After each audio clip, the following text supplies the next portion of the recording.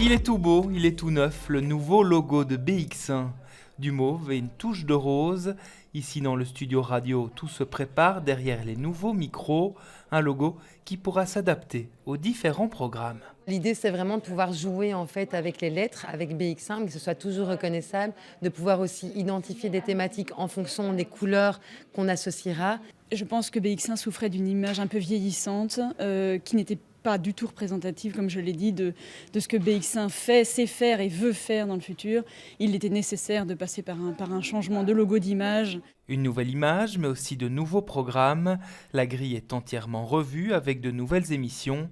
En cette fin de semaine, dans le studio télé flambant neuf, place aux derniers ajustements. Si tu veux, j'ai déjà mis des images dans les scènes. Oui, on va faire ça, comme ça on fait les titres directement. Notamment pour Bonsoir Bruxelles, une nouvelle tranche d'infos qui prolongera le journal. L'idée, c'est d'avoir un magazine qui va s'adapter à l'actualité. Donc ce ne sera peut-être pas la même formule tous les jours, mais il y aura des ingrédients qu'on retrouvera, des interviews d'hommes et de femmes politiques, mais aussi de tous ceux qui font Bruxelles. On y retrouvera un espace pour des débats, et puis il y aura un moment un peu plus magazine, avec notamment des chroniqueurs où on vous donnera des idées pour mieux vivre Bruxelles.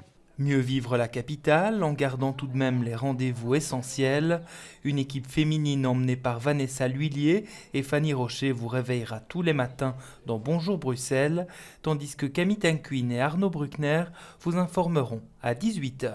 On garde les programmes phares, clés, emblématiques de BX1 et en même temps on en développe.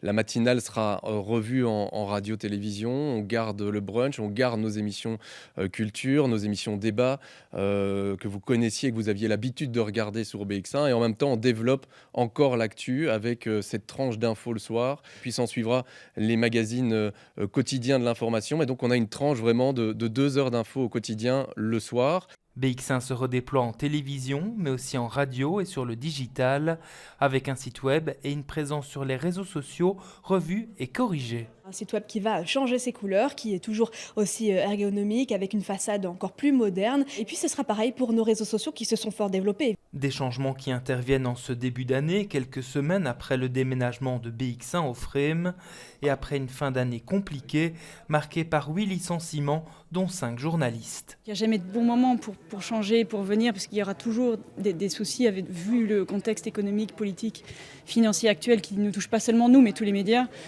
Et donc quand est le meilleur moment, c'est toujours un peu délicat, bien entendu, je l'admets. Mais il fallait changer maintenant, c'est la nouvelle année, c'est le déménagement, c'est la nouvelle grille qui devait de toute façon sortir. Reste désormais à achever les derniers ajustements pour que tout soit prêt d'ici lundi. Alors rendez-vous ce 12 janvier pour toujours mieux capter Bruxelles.